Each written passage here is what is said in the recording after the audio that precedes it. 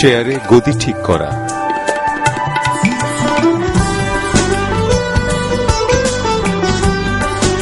আরাম চেয়ারের ব্যবহার এখন সর্বত্রই হয়।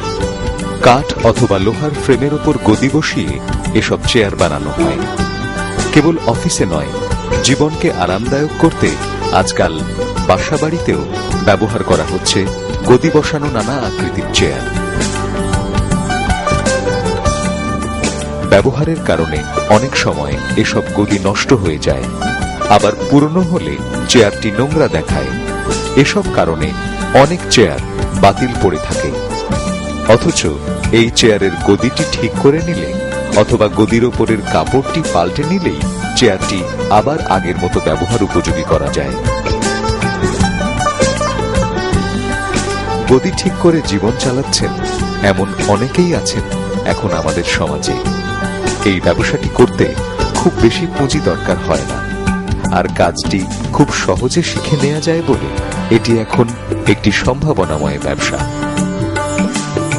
ব্যক্তিগত পর্যায়ে 2-3 জন কর্মচারী নিয়ে এ ব্যবসা শুরু করলে সরকারি লাইসেন্সের দরকার নেই। তবে ব্যবসা প্রতিষ্ঠান শুরু করতে চাইলে ট্রেড লাইসেন্সের প্রয়োজন পড়বে। সিটি কর্পোরেশন থেকে এ লাইসেন্স করা যায়। এতে খরচ পড়বে 700 থেকে 800 টাকা।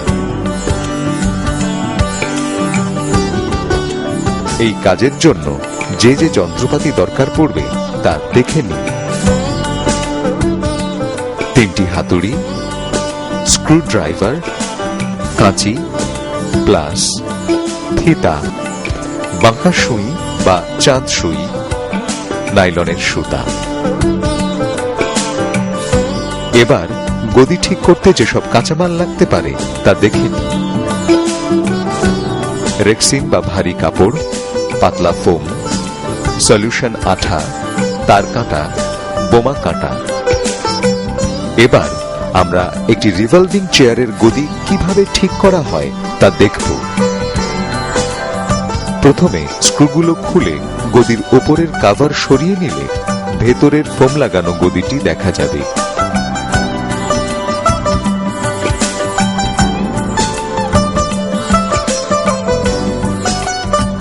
ভালো করে দেখে নিতে হবে গদির কোন কোন দিক নষ্ট হয়েছে। যদি কাঠের ফ্রেম ভেঙে গিয়ে থাকে তাহলে তার কাটা দিয়ে এভাবে ভাঙা অংশগুলো ঠিক করে নিই। ভালোভাবে দেখে নিই ফ্রেমটি ঠিক হয়েছে কিনা। যদি গদির ফ্রেমটি পুরনো অথবা ছিঁড়ে গিয়ে থাকে তাহলে নতুন ফোম লাগাতে হবে। এবার একটি নতুন ও ভালো ফোম থেকে এই মাপ অনুসারে নতুন ফোমের টুকরোটি 4 কোনা করে কেটে নিই।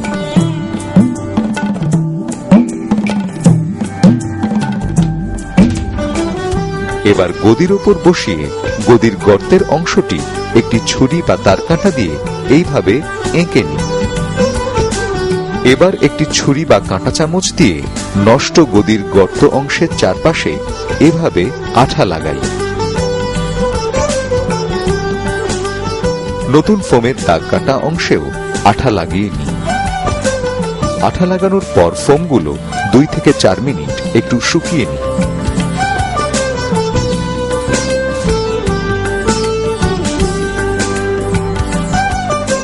এবার চেপে চেপে গদির গর্তস্থানে ফোমটি ভালোভাবে বসিয়ে দিই। এবার গদি উল্টে নতুন ফোমের 4 কোনা অংশ মাপ অনুযায়ী কেটে গোল করে নিতে হবে।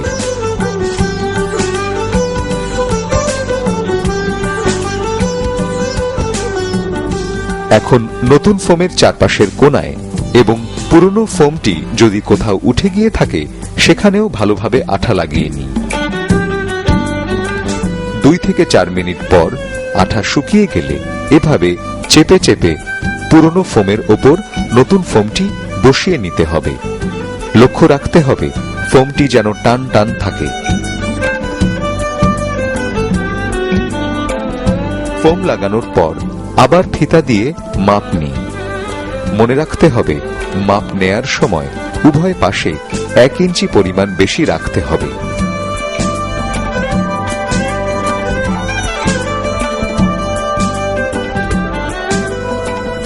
এই মাপ অনুযায়ী মোটা কাপড় কেটে নিই।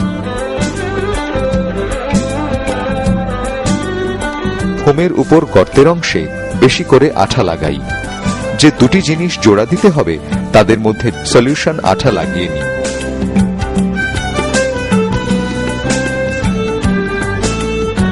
এবার মোটা কাপড়টিকে এইভাবে গদির উপর বসাই। লক্ষ্য রাখতে হবে মোটা কাপড়ের চারদিক সমানভাবে বেশি রয়েছে কিনা। এবার এভাবে আঠার উপর মোটা কাপড় চেপে চেপে বসিয়ে দিই। এতে মোটা কাপড়ের উপর গর্তের মাপ অনুযায়ী আঠা লেগে যাবে। এখন মোটা কাপড়টিকে টেনে তুলে 2 থেকে 4 মিনিট শুকিয়ে নিই। এবার মোটা কাপড়টিকে এভাবে চেপে ফ্রেমের উপর বসাই এবং টেনে নিয়ে উল্টো দিকে তারকাঁটা দিয়ে আটকে দিই। প্রথমে গদির 4 কোণায় তারকাঁটা আটকে নিতে হবে। এবার আরো কিছু তারকাঁটা নিয়ে গদির কাপড়টি টেনে দিয়ে এভাবে ফ্রেমের উপর লাগাই। গদির যে অংশটি একটু গোল সেখানে এই রকম ভাঁজ করে বারে বারে তারকাঁটা লাগাতে হবে।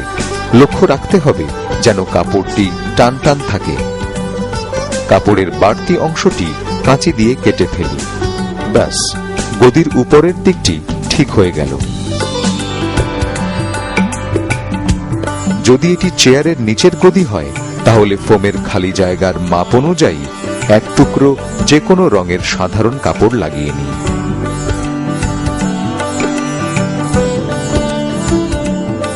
আর যদি চেয়ারের হেলান গদি হয় তাহলে ফ্রেমের খালি অংশের মাপ দিয়ে মোটা কাপড় কেটে নিতে হবে। এবার গদির ওপর বসিয়ে মোটা কাপড়ের টুকরোটির কোণাগুলো একটু গোল করে কেটে নিই। কাটা হয়ে গেলে এভাবে ভাঁজ করে মোটা কাপড়ের ওপর হালকা করে বোমা কাটা লাগাই।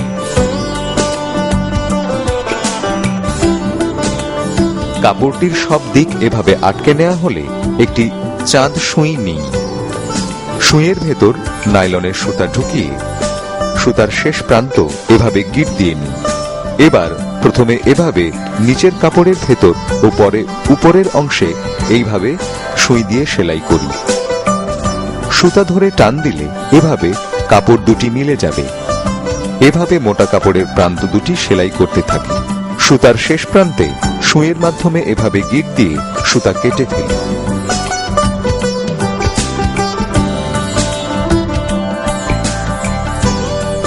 এবার স্ক্রু দিয়ে আবার গদিটি লাগিয়ে নিলেই চেয়ারটি ব্যবহারের উপযোগী হবে।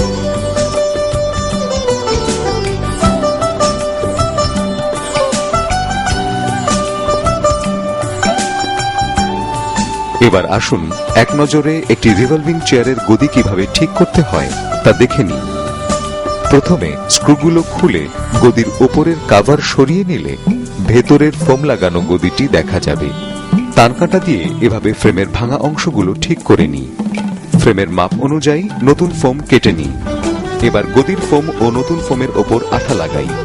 নতুন ফোমটি চেপে চেপে গদির ওপর লাগাই। এভাবে মাপ দিয়ে মোটা কাপড় কেটে নিই। ফোমের গর্তস্থানে আঠা লাগাই এবং মোটা কাপড় বসিয়ে এর ওপরও আঠা লাগাই।